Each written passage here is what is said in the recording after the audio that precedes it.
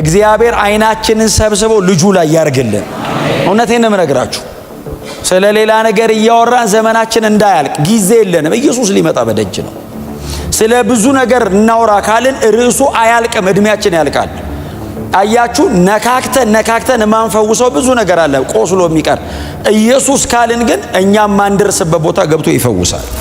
እስጢፋኖስ የሚባል አንድ በጣም ወጣት ልጅ እንግዲህ early 20 አካባቢ ነው ይሉታል፣ 20ዎቹ መግቢያ አካባቢ ነው ይሉታል። እና በጣም ኦራተር ነው አይደል? በጣም ተናጋሪ ነው። ቀጥሎ ካሪዝማቲክ ነው። ዝም ብሎ ማውራት ብቻ ሳይሆን በጸጋ ነው የሚያወራው። ከዛ ውጭ ደግሞ እግዚአብሔርም ከእርሱ ጋር ነበረና የሚናገረውን ቃል እግዚአብሔር በምልክትና በታምራት ያጸናው ነበር ተብሎለታል። ይሄ ብቻ አይደለም፣ የእግዚአብሔርን ቃል የመናገር የመግለጥ አቅሙ የፊቱ ቁርበት እስኪያብረቀርቅ ድረስ ነበር የእግዚአብሔር ቃል በላዩ ላይ የመጣው። እግዚአብሔር ይመስገን።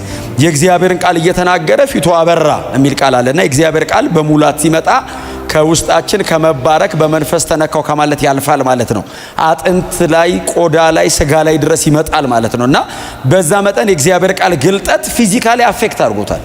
እና እሱ ወጣት የዚህኛው የፊልጶስም አብሮ አገልጋይ ነበርና ኢየሩሳሌም ቤተክርስቲያን አስተናጋጆች ነበሩ። ለድቁና የተመረጡ ወንድሞች ነበሩ። ግን እኔ ያው ተመረጡ ሚል ነው ያየሁት እንጂ የቱም ጋር ድቁናው ላይ ሲያገለግሉ አላገኟቸውም። እንግዲህ አገልግሏል ብዬ በጣም ተስፋ አረጋለሁ።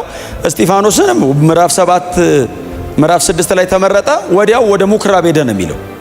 ምኩራብ ሄደና የእግዚአብሔርን ቃል መስበክ ጀመረና እንደውም ከነፃ ውጪ ምኩራብ ከሚባል ስፍራ የመጡ አንዳንድ የአሌክሳንድሪያ ከተማ ሰዎች ማለት ሰሜን አፍሪካ በጣም በሕጉ የበረቱ ማለት ነው መጥተው ሊከራከሩት ሞከሩ ይልና ሁሉንም በሁሉ ፊት ይረታቸው ነበር የሚል ቃል አለና ይናገርና ብቻቸው ነው የሚያስቀራቸው። ቲፎዞቸውን በሙሉ ይዞ ኢየሩሳሌም ቸርች ይመጣል። ጌታ የተባረከ ይሁንና ከሰዎቹ በቀር ምንም አይቀሩም፣ በአደባባይ ነው የሚረታቸው የሚል ቃል አለና ልጁ ግሪክ ሀገር ተወልዶ ያደገ አይሁዳዊ ነው። ስለዚህ ግሪክ ፍልስፍና ዕውቀትም አለው። አይሁዳዊ ቢሆንም ግን ተወልዶ ያደገው ግሪክ ሀገር ነው። በጣም የበረታ ነው ማለት ነው። በዚህ ዕውቀት በጣም የበረታ ነውና እሱ ልጅ ሰበከ። እንደምታውቁት ከምዕራፍ 6 ጀምሮ ነው የሚሰብከው። ግን ምዕራፍ 7 የሰበከው እንደዚህ አይነት በጣም ያማረ አሜን ለማለት የተዘጋጀ በጣም በጉጉት የሚሰማ ጉባኤ ፊት አይደለም። የምዕራፍ 7ቱ ስብከት የፍርድ ቤት መከላከያ ነው አይደል? ኮርት ላይ ቆሞ ዲፌንስ እኮ ነው። አሁን እኮ የፍርድ ቤት መከላከያቸው እኮ ነው ስብከት። አሁን እንደዚህ አይነት ጉባኤ ቢያገኙ ምንድነው የሚያደርጉት? እግዚአብሔር ራሱ ሆነ ብሎ መሰለኝ እንደዚህ አይነት ቦታ እነሱን አቆመው እንደዚህ አይነት ቦታ እኛን ራርቶልን ነው። ምክንያቱም ልጆቹ ተከሶ ነው የቀረበው አይደል? በዚህ ምክንያት ተከሰሃል፣ ሕጉን ትሳደባለህ፣ እግዚአብሔርን ትሳደባለህ፣ ሕጉን ማይለውን ነገር ትጨምራለህ ብለው ነው የከሰሱት። በዚህ ጉዳይ ተከሰሃል ብለው የአይሁድ ሸንጎ አባላት ተደርድረው ቁጭ ብለው ይጠብቁታል መልስ እንዲሰጥ። እነዚህ ሰዎች ማለት የዋዛ አይደሉም፣ ኢየሱስን የሰቀሉ ናቸው። የሚሰብከውን ኢየሱስን ለመስቀል ያልራሩ ናቸው። እሱን ላለመግደል ዋስትና የለውም ላለመገደሉ። እና እንደዛ አይነት ጉባኤ ፊት ቆሞ ለተከሰስከው ክስ ቀርቦባል ብለው አንደኛ፣ ሁለተኛ፣ ሶስተኛ፣ አራተኛ ብለው በዝርዝር አስቀመጡና ማብራሪያ ስጠን አሉት። ልጁ የምዕራፍ 7ቱ ስብከት ለምዕራፍ 6ቱ ክስ ነው፣ የፍርድ ቤት መከላከያ ነው። እና ምዕራፍ 7ን ሉቃስ 60 ቁጥር ሙሉ ሰብስቦ የጻፈው ሉቃስ አልነበረም። ባይዘው ሉቃስ አልነበረም በዛ ቦታ ላይ። እርግጠኛ ነኝ የጻፈው ጳውሎስ ሊወግር ገብቷል። ስለዚህ አሁን ጳውሎስ ኦልሬዲ ሊወግር ገብቷል። ጳውሎስ ደግሞ እንደምታውቁት የገማልያ ተማሪ ነው። ሚስ እንድታረግ አይፈቅድልህም። በጥንቃቄ ነው የሚያዳምጥ። እስጢፋኖስ ቆሞ ሲያወራ እንከን ፍለጋ ነው የቆመው። ያለ ስተት ይወግራሉ እንኳን ስተት አግኝተውብህ እና ቆሞ እየጠበቀው ሙልጭ አርጎ ሰምቶታል። ከዛ 65 ኤዲ ላይ ቂሳሪያ ቁጭ ብሎ ሐዋርያ ሥራ ለመጻፍ ኮምፓይል ሲያደርግ ምዕራፍ 7ን ጳውሎስ ነው የሚነግረው። ይገርማል። ያወጣት ልጅ የቱ እስጢፋኖስ የሚሉት የተወገረው በድንጋይ የተወገረው ልጅ። አዎ ምዕራፍ 7ን ስጽፍ ጴጥሮስ እንዳታስገባ እስጢፋኖስ አድርገው። ምን አረገ ሲለው ቆሜን የሰማሁት የመከራከያ ነጥብ ሲያቀርብ ብሎ እግዚአብሔር አባታችን አብርሃምን ከካራን ጠራው ብሎ አይደል የጀመረው? እንደውም እግዚአብሔር አይደለም የክብር አባት ብሎ ነው የጠራው። አባታችንን አብርሃምን አለ። እኔም አይሁዳዊ ነኝ ፋሚሊ ነኝ አላቸው። 1440 ዓመት በ54 ቁጥር የሚሮጥ ወፍ በረር ባይብል ላይ የሚሄድ በጣም ጀግና ሰባኪ ነው እስጢፋኖስ። በእውነት ጌታ እድል ይሰጠናል። በጣም ብዙ እንደዚህ አይነት ሰዎች እዚህ ውስጥ እንዳላችሁና እንደምትኖሩ ወደፊትም ተስፋ አደርጋለሁ። ጎናችሁ ያለው የእግዚአብሔርን ቃል በፍጹም ግልጠት ተናገር በሉት እስቲ። ክብር ለኢየሱስ ይሁን። እና መንፈስ ቅዱስ እያቀበለው እንደሚሰብክ ግልጽ ነው። ከአብርሃም ተነሳ አይደል? ይስሐቅና ያዕቆብን ነካ ነካ አረጋቸው። አብርሃም በድንኳን ኖረ፣ እነሱም በድንኳን ኖሩ ብሎ ነካ ነካ አረጋቸው። ያው ላይኔጅ መጠበቅ ስላለበት እሱን ጠብቆን ሄደው አብርሃምን ነካ። አብርሃም ጋር ትንሽ ሰፋ ያለ ቆየ። ይስሐቅን ያዕቆብን ነካ ነካ አድርጎ አለፋቸው። በዮሴፍ አቋርጦ ግብጽ ገባ። በዮሴፍ በኩል አድርጎ ግብጽ ገባ። ግብጽ ገብቶ አልቆየም፣ ሙሴ ጋር መጣ። 400 ዓመቱን አንዴ ነው ያጠፈው። ሙሴ ጋር መጥቶ ሙሴ የሕጉ ተቀባይና የእስራኤል መሪ ስለነበር ሙሴ ጋር ሰፋ ያለ ሽፋን ቆየ። ከዛ ከሙሴ ጋር አብሮ ወጡ አለና በምድረ በዳ ያሉ እግዚአብሔር አምላክ የመገናኛ ድንኳን እንዲሰራለት ፈለገ አለና የመገናኛውን ድንኳን ይዘው ከነዓን ገቡ ብሎ ከኢያሱ ጋር ገቡ ብሎ ኢያሱን ነካው። ኢያሱን ነክቶት ወዲያው ዳዊት ጋር መጣና ቤት ልስራልህ አለው አለ። አንተ አትሰራልኝም ልጅ ነው የሚሰራልኝ ሰለሞን ነው ብሎ ሰለሞን ነካው። ከዛ ምን አይነት ቤት ሰሩልኛላችሁ ብሎ ኢሳይያስ ጋር መጣ። ከዛ በኋላ ልባችሁ ማን የታወረ ብሎ እነሱ ጋር መጣ።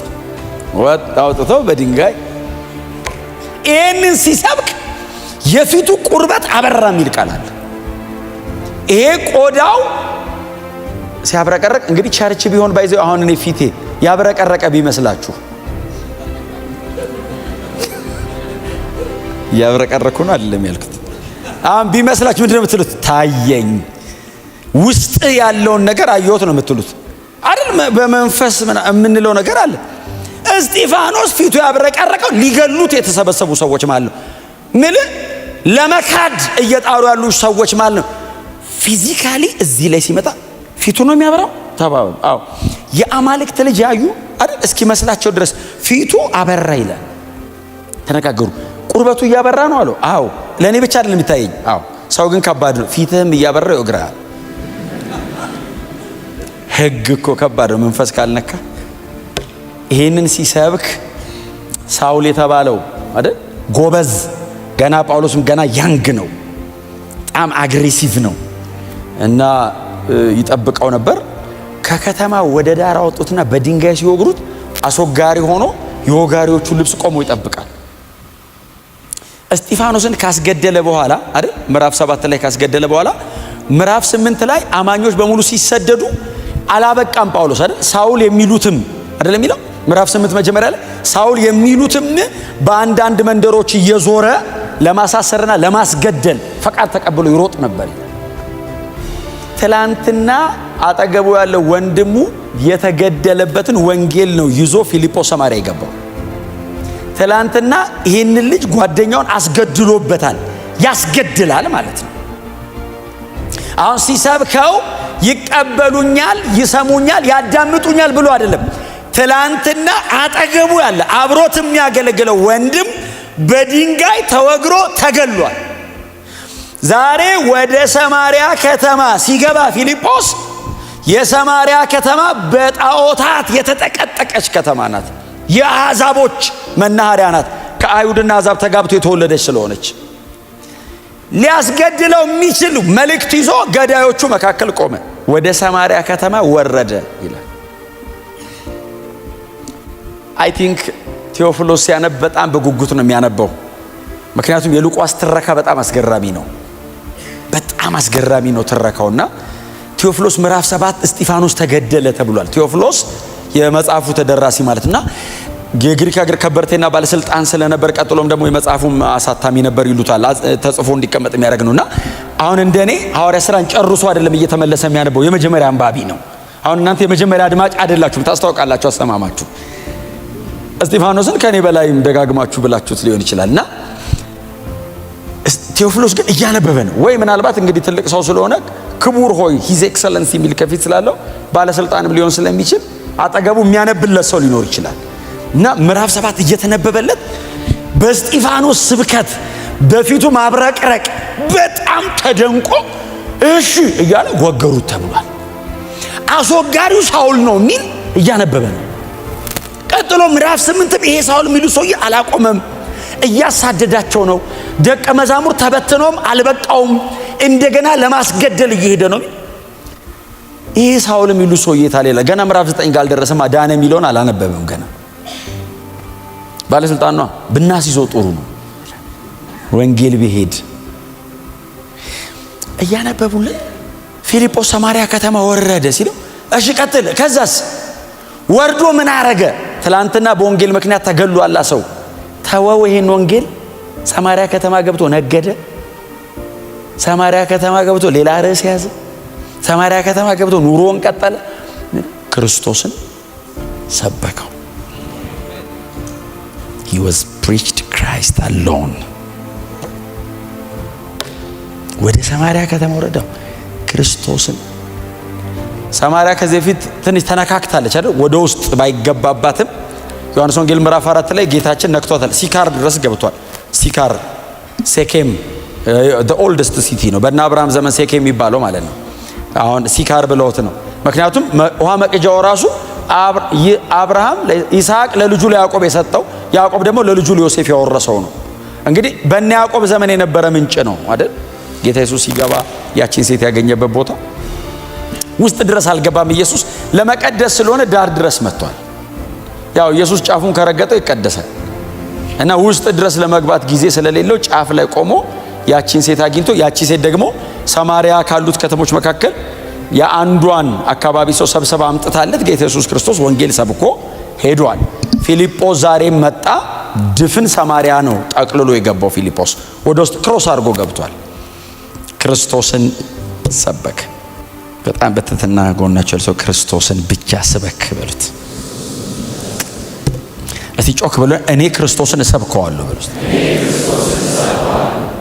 ክርስቶስን ሰበከው። ክርስቶስን ሰበክ። ይሄ ወጣት ክርስቶስን ሲሰብክ ምናልባት መጽሐፍ ቅዱስ ላይ በጣም ውስን ቦታ ብቻ የምታገኟቸው አንዳንድ ቃላቶች አሉ። ከተማው በሙሉ በደስታ ተሞላ የሚል ቃል አለ። እንዴት ከተማ በሙሉ ደስ ይለዋል? ግነት አይነት ነገር ተጠቅሞ ነው ብዬ አላምንም። እኔ መጽሐፍ ቅዱስን በቁሙ ነው የምረዳው። በቁም ሊትራል በሆነ መንገድ በቁሙ ነው የምረዳው። ወንጌል ሲሰበክ ሰዎች ነፃ መውጣት ሲጀምሩ፣ የእግዚአብሔር ልጅ ኢየሱስ ክርስቶስ መሰበክ ሲጀምር ድፍን ከተማ በደስታ ተሞላ። የፊልጶስ አቴንሽን ክርስቶስ ነው። የፊልጶስ የመልእክቱ መካከል ክርስቶስ ነው።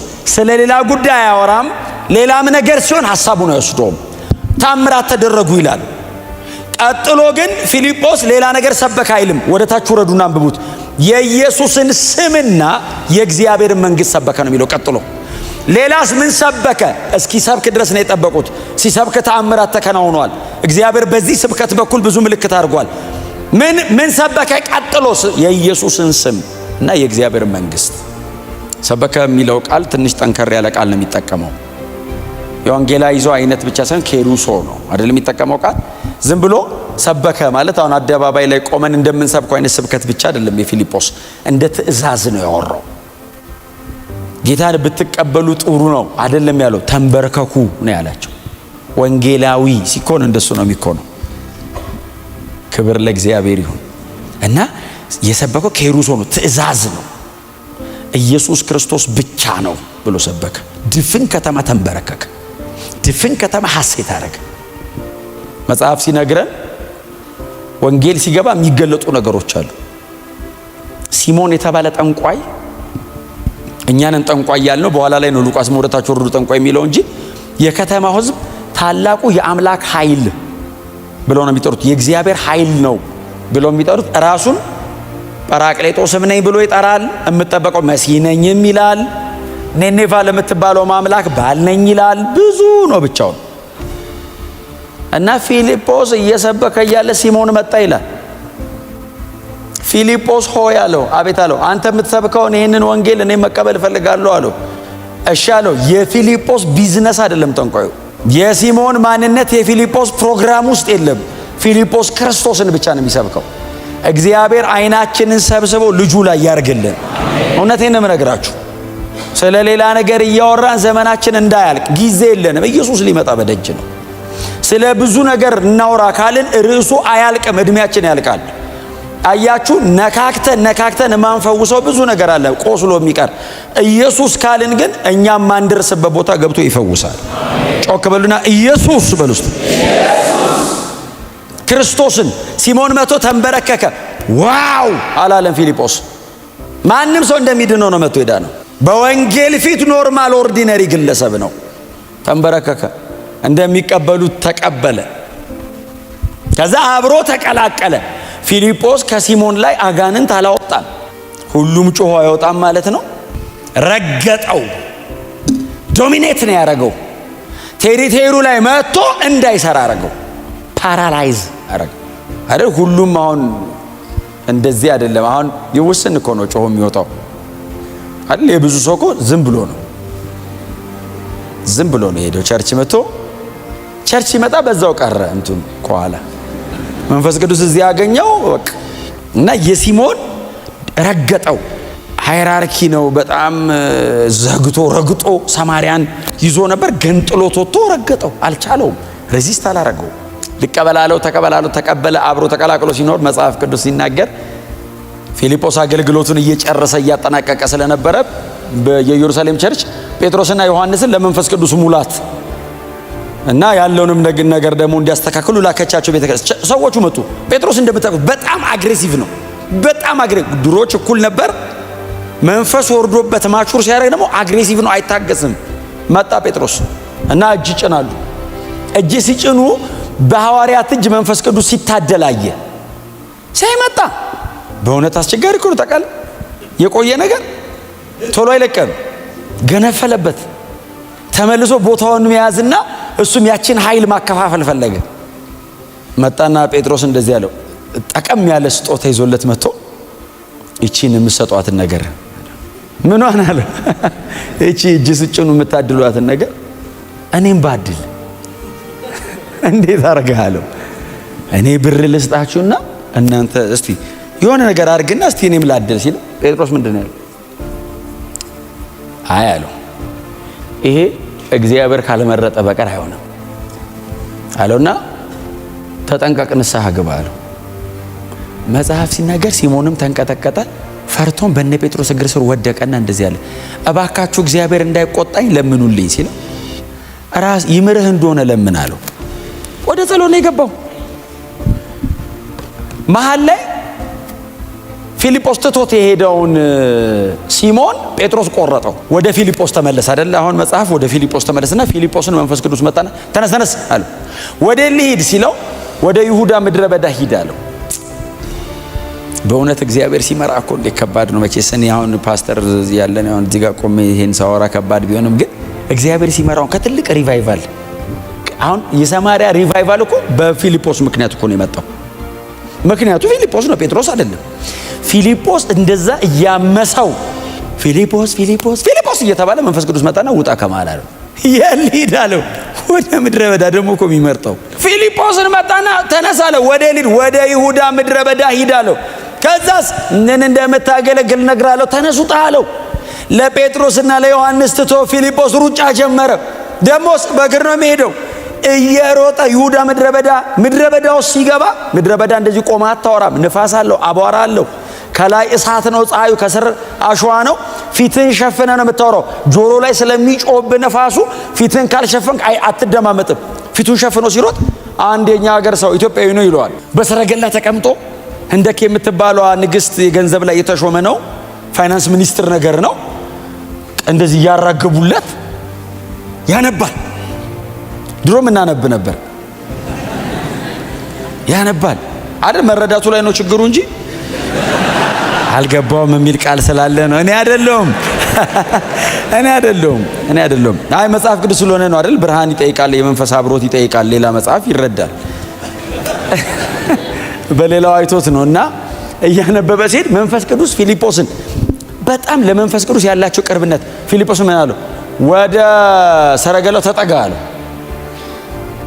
ሮጥ ብሎ ጠጋ ሲል እያነበበ ነው። ጠጋ አለውና እምታነበውን ታስተውሏል? እሱ በሰረገላ እየሄደ ነው፣ ፊልጶስ እየሮጠ ነው በእግሩ። ታስተውሏል ሲለው እንደዚህ ያየው አይሁዳዊ ነገር ነው። የሚያስረዳኝ ከሌለ እንዴትስ ልረዳው እችላለሁ? እስቲ ናውጣና የምታውቀው ከሆነ ታግዘኛለህ አለውና ወደ ሰረገላው አወጣው ይላል። ከዛ አሸዋ ወደ ሰረገላ ላይ አወጣው። ቁጭ አለ። ምንድን ነው የምታነበው አለው። ቆይ ስማ አለው። የኢሳይያስን ጠቅለል ነው የሚያነበው። ደግሞ እግዚአብሔር ሲረዳው ኢሳይያስ 53 ነው የሚያነበው። ምስጉን ነው በእውነት። ዋናውን ካርዲናል ሜሴጁን ይሄ the whole scripture መጽሐፍ ቅዱሱ ተጠቅልሎ የተቀመጠበትን ነው። ወንጌል እኮ በእውነት እንደሚታረድ በግ ተነዳ፣ በሸላቾቹ ፊት ዝም እንደሚል በግ ምናምን የሚለው ነብዩ ስለ ራሱ ነው። ስለማን እንደሚታረድ በግ የተነዳው ኢሳይያስ ነው እንዴ? ማን ነው ሲለው በጣም ያስደንቀኝ። ከዚህም መጽሐፍ ተነስቶ ስለ ክርስቶስ ሰበከው ይላል።